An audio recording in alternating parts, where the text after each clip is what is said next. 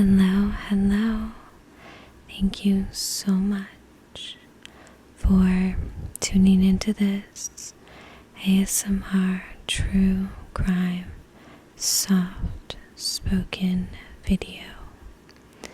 I need to start off by giving my sincere apology for my absence. My lease ended on June 30th, so I've been moving. It's been hectic, but I'm finally settled in my new space, so I'm getting back into the groove, and I am so sorry that I was gone for so long.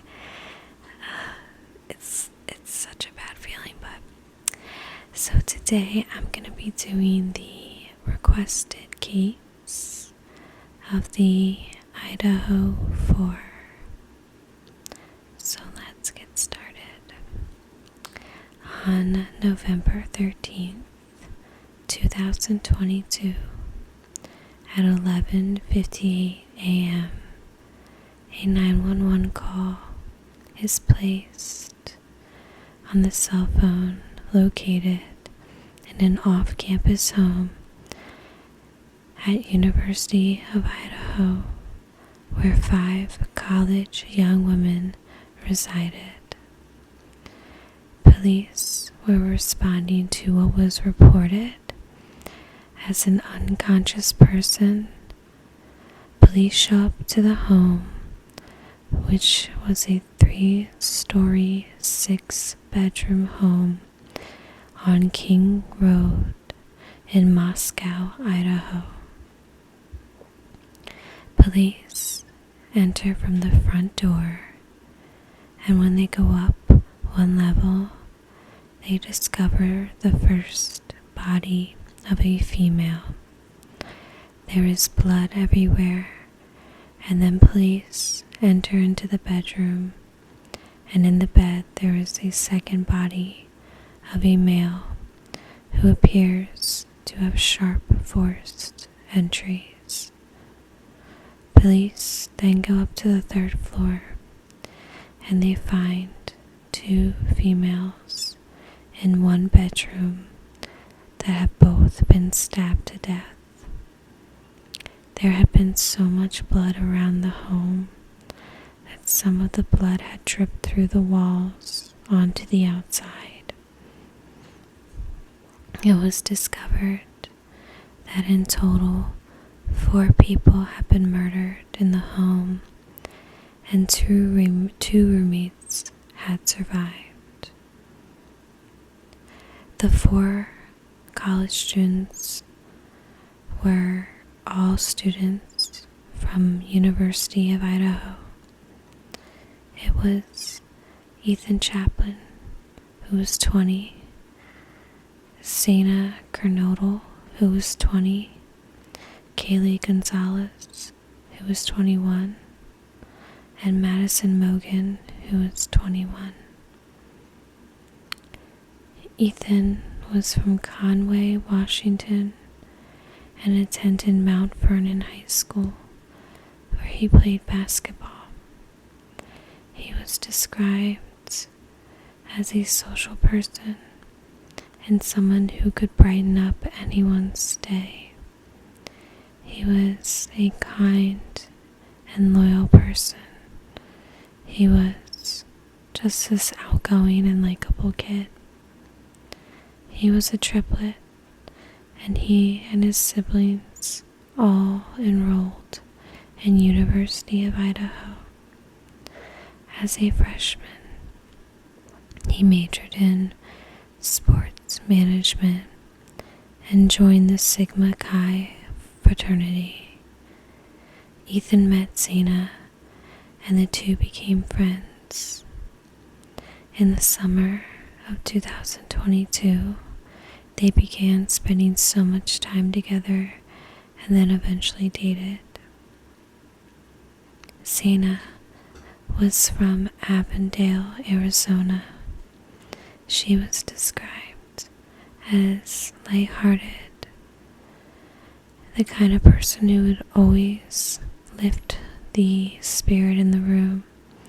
She was so positive, funny, and was loved by everyone who met her. She went to high school in the scenic northern Idaho city of Post Falls. For her graduation in 2020, she directed her mortarboard with flowers and butterfly cutouts and the words, "For the lives that I will change." She went on to attend the University of Idaho. She was majoring in marketing and a member of the Pi Beta Phi sorority. Kaylee grew up in northern Idaho. She was best friends throughout childhood with Madison. They were described as practically sisters. She was described as someone friends could rely on and confide in. She was in everyone's corner. She was the voice for people who didn't have a voice.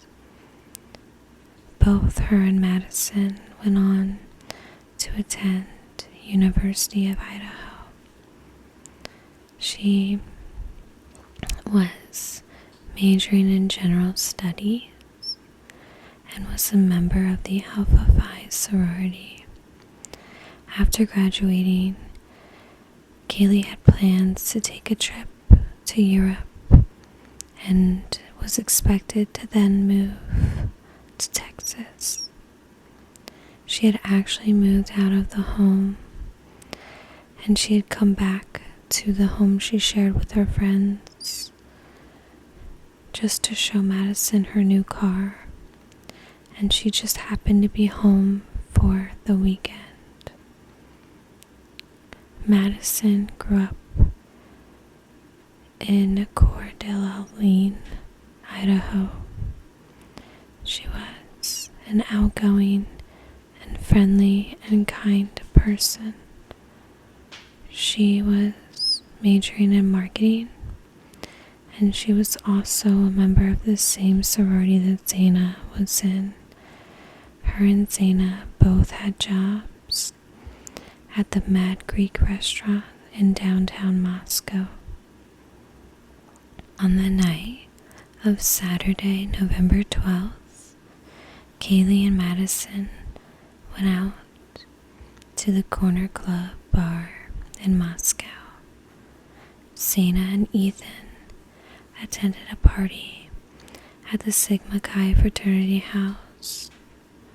The two other roommates of the home were also out for the night.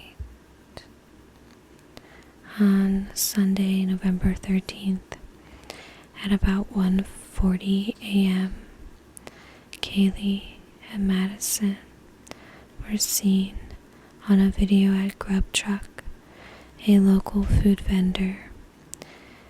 After getting food, they used a private service to get a ride home, getting back at 1:45 a.m. The man who drove them home was seen on the surveillance video at the Grub Truck standing around the girls. He was later confirmed to be ruled out as a suspect. Ethan and Zaina got home at about 1:45 a.m. Ethan did not live at the house, but was sleeping over with his girlfriend. Zaina had ordered DoorDash food at around 4 a.m. One of the surviving roommates said that she had woke up at around 4 a.m. from what sounded like Kaylee playing with her dog. A short time after, the roommate said that she heard someone she thought was Kaylee saying something to the effect of, "There's someone here." There is some possibility that this could have been Zena, because based on her phone records, she was on TikTok at about 4:12 a.m. The roommate said that she had looked out her bedroom and did not see anything when she heard the comment about someone being in the house. She had opened the door for a second time when she heard what she thought was crying from Zena's room. The roommate then said she heard a male voice say something to the effect of, "It's okay, I'm going to help you." The roommate said she opened her door again when she heard the crying, and then she saw a man in black clothes and a mask walking past her. She stood frozen and in shock, and he walks right past her towards the sliding glass doors located in the back of the home. The roommate said she didn't recognize the man. She described him as 5'10" or taller, not very muscular, but athletically built with bushy eyebrows. She then closes her door and locks it. It's assumed now that he had left the crime scene. At about 4:17 a.m., a security camera less than 50 feet from Zena's room picks up sounds of a barking dog and distorted audio of what sounds like voices or a whimper followed by a loud thud. On the morning of November 13th, the roommate called friends over to their house because they thought one of the victims on the second floor had passed out and wasn't waking up. At 11:58 a.m., the 911 call is placed by one of the roommates requesting help for an unconscious person, and that's when the responders found the 4 victims. After the bodies were discovered, authorities reviewed surveillance video and saw a white Hyundai Elantra go by the victim's house 3 times before entering the area for a 4th time at 4:04 a.m. Police said that they traced the car's travel that night back to Pullman, Washington. Police find shoe prints in the area of the home that had a diamond-shaped pattern linked to the brand vans. They were not able to locate a murder weapon at the scene, but they do find a leather knife sheath which was located to the right of Madison's body. It is a K-bar style knife, which was a military style knife, which means it was not a weapon of opportunity, but rather a planned murder that the weapon had been brought to the scene. So, on Monday, November 14th, Mayor Art Betke told a news outlet that the slayings were a crime of passion before backtracking in a statement to Fox News, saying the motive had not been narrowed down yet. Police also released the names of the victims. On Thursday, November 17th, autopsies were done, and the Lake County coroner confirmed the identities of the victims and the cause and manner of death as homicide by stabbing.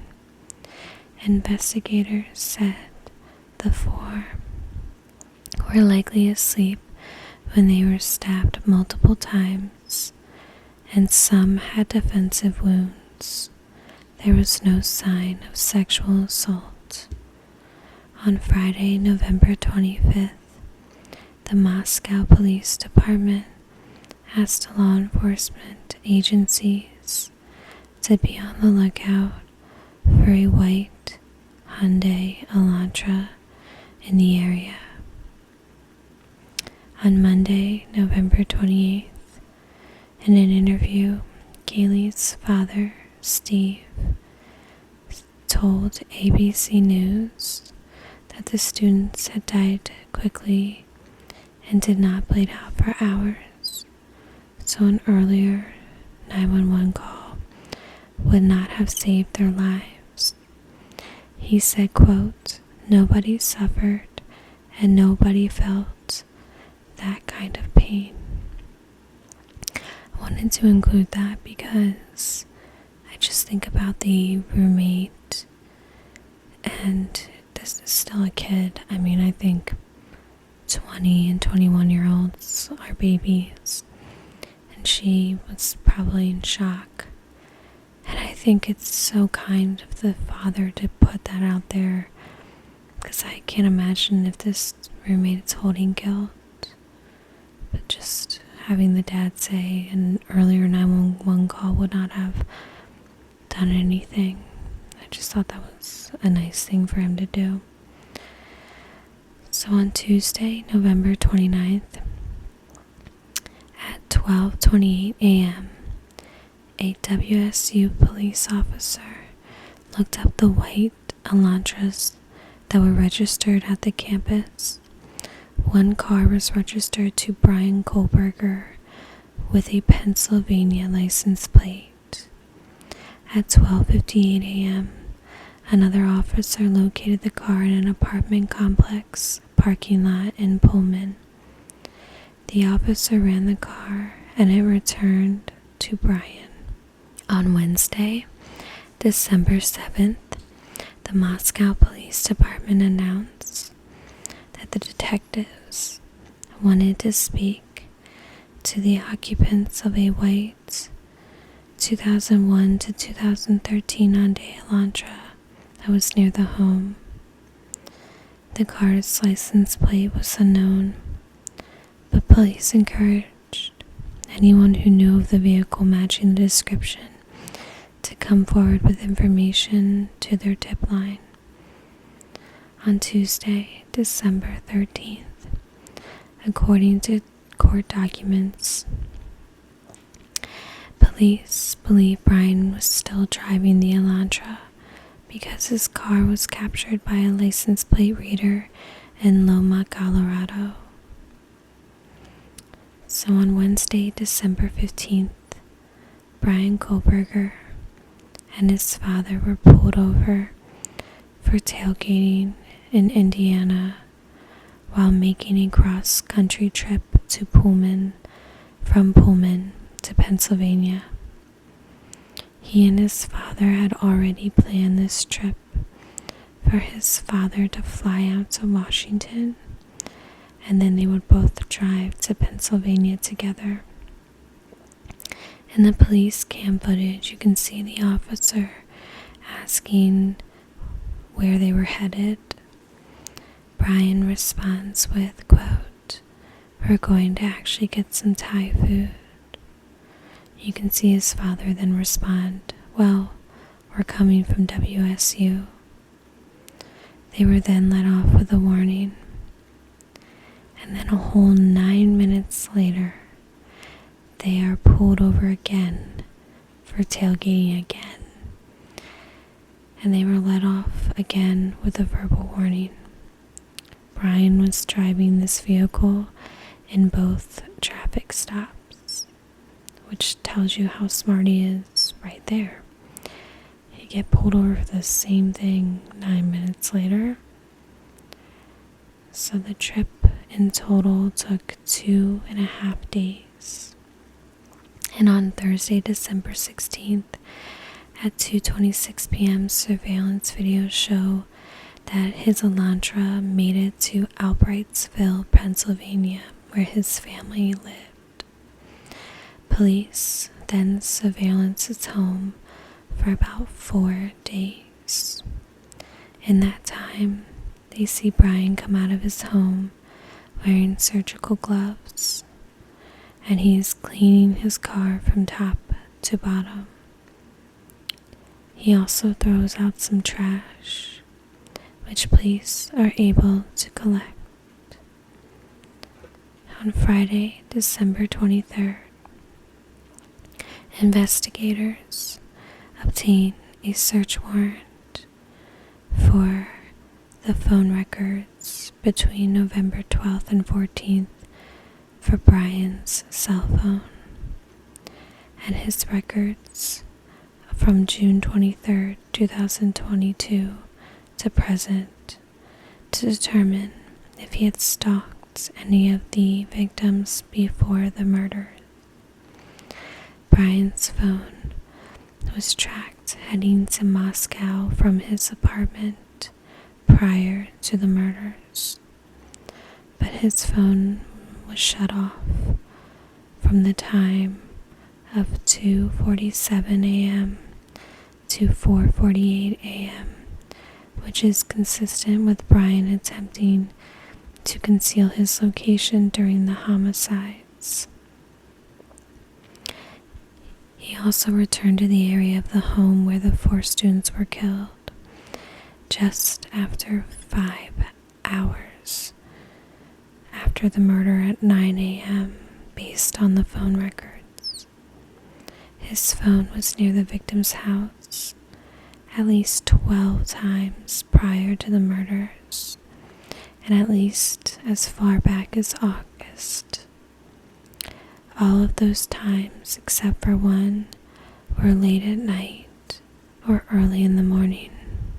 On Wednesday, December 28th, the Idaho State Lab reported that a DNA profile obtained from the trash and the DNA profile obtained from the sheath recovered at the crime scene was identified as a male and not being excluded as the biological father of the suspect profile. So they were able to see that the trash matched to the biological father of Brian, and it was a 99% match. On Friday, December 30th, 2022, which is 47 days after the murders took place, at 3 a.m., a SWAT team and 50 law enforcement officers surround Brian's home in Pennsylvania. Brian Christopher Kohlberger, who's 28, was taken into custody by local police and the FBI with charges of the murder of 4 students.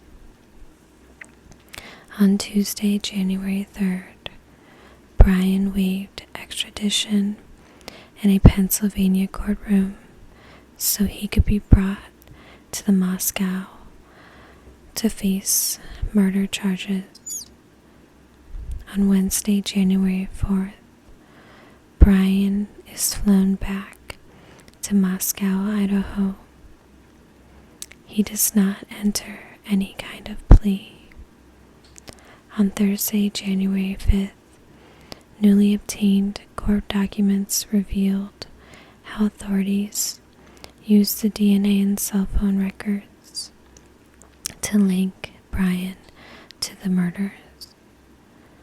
Police took items out of his apartment, which included clothing, gloves, animal hair, and bedding with stains on it. The animal hair was assumed to possibly be Kaylee's dog, who was in the home at the time. So Brian Koberger was a PhD student at the Washington State University Department of Criminal Justice and Criminology in Pullman, Washington. He lived in an apartment located about 8.5 miles, which was about a 15-minute drive from the crime scene. He was a teacher assistant in the criminology department. So he had gotten his undergraduate degree in psychology and cloud-based forensic, I don't know what that is, from DeSales University. He got his master's degree in criminology in 2022. Ben Roberts, who was a graduate student in the criminology and criminal justice department at WSU, described Brian as confident and outgoing, but said it seemed like he was always looking for a way to fit in. He said, quote, "I had honestly just pegged him as being super awkward. One thing he would always do, almost without fail, was find the most complicated way to explain something. He had to make sure you knew that he knew."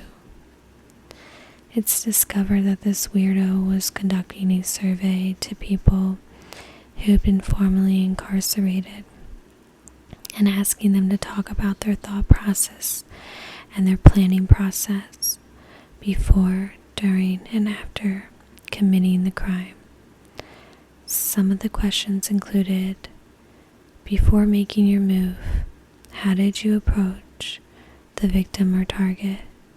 Please detail what you were thinking and feeling. Did you prepare for the crime before leaving your home? Why did you choose that victim or target over others?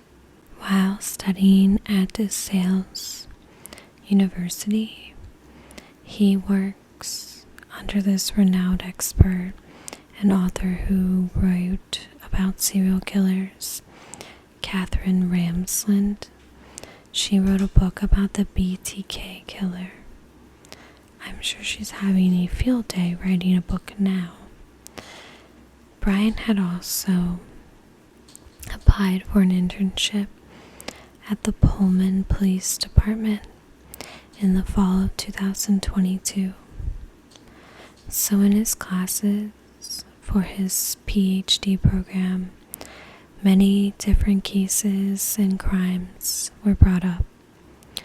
Fellow peers report that Brian would also always be talkative during the classes, and then after the murders took place, and actually many of the classes were discussing the crime that occurred only 10 miles away. And peers said that when the crime was brought up, Brian would then be quiet. So Brian was from Pennsylvania. He is one of 3, and he had 2 sisters. Apparently in high school he was described as overweight and being bullied. And then sometime in his junior or senior year, he lost 100 pounds and somehow didn't look much better, in my opinion. And there was a switch in his personality where he kind of became the bully. So Brian is currently being held at the Latah County Jail in Moscow, Idaho.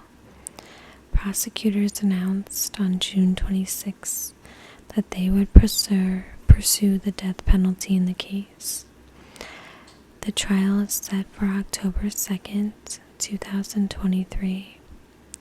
There's still a lot of unknowns and answers to be understood, hopefully, when the trial begins. And so a lot of this case has a lot of questioning around the reason why these murders took place and who the intended victims or targets were. Brian was new to the area. He had just moved to Pullman in June of 2022. It's assumed that he went through the back sliding door that was located where Ethan and Sana were, but it was also where one of the bedrooms of one of the surviving roommates was as well. So since he had to go upstairs and bypass those two bedrooms to go to the bedroom of Madison and Kaylee, it's assumed that one of the girls was the intended target. And to add to this, since his sheath was located where the girls were, it's most likely the point where the killer would have taken out the knife from the sheath to begin the murders. So they think that's possibly where it started. Kaylee's father came out saying he believed that she could have been the target since her wounds were more violent and significant than Maddie's. Kaylee had mentioned to her family and friends about a stalker that she had noticed. There were two guys that were connected to this, and police had cleared them, and they were not identified as Brian. It was recorded that Brian had gone by their home at least 12 times before the murders, and the family says he even got so close he connected to their Wi-Fi. So possibly Brian was more into the layout of the home and the opportunity. It was located on a hill with multiple entries, one being in the back by a place to park. And there were 5 women in the home, and it was located close to a college campus and the party area. And based on the timeline, it's believed that these crimes took place in 16 minutes, which some would argue is a short amount of time to commit all those murders, and some say that's a long time to be at a crime scene. So it does indicate, though, that the killer knew exactly what the intent was to get in and out, was also comfortable enough to go to various rooms and make fatal wounds. So apparently a week after the murder and before they really zeroed in on Brian had brought up the murders to his neighbors in a casual conversation, and he said it seemed that they had no leads, and it was a crime of passion. I feel like this man is not capable of bringing up something in a casual conversation. He probably did it in such a weird way. So some believe this crime was due to one of the girls turning him down. It had been reported that Brian had not the best past with women, which is shocking, and he was frequently turned down. So perhaps this was a crime of passion after being rejected. No evidence that the public is aware of has directly linked the victims to Brian. There may be evidence or information that comes out during the trial. Some sources said he did follow all 3 women on Instagram. There were multiple unknown accounts that could have been linked to him, but there's one account that people feel is the real deal. There's also a potential link with the Mad Greek restaurant that Madison and Zaina both worked at. Brian was a vegan, and this place offered vegan options. So there's a possibility he saw or interacted with the girls while they were at work. And so maybe Madison could have been one of the targets, and Zaina could have been the other, which would explain why both of those rooms were targeted and the roommates in the other rooms were not.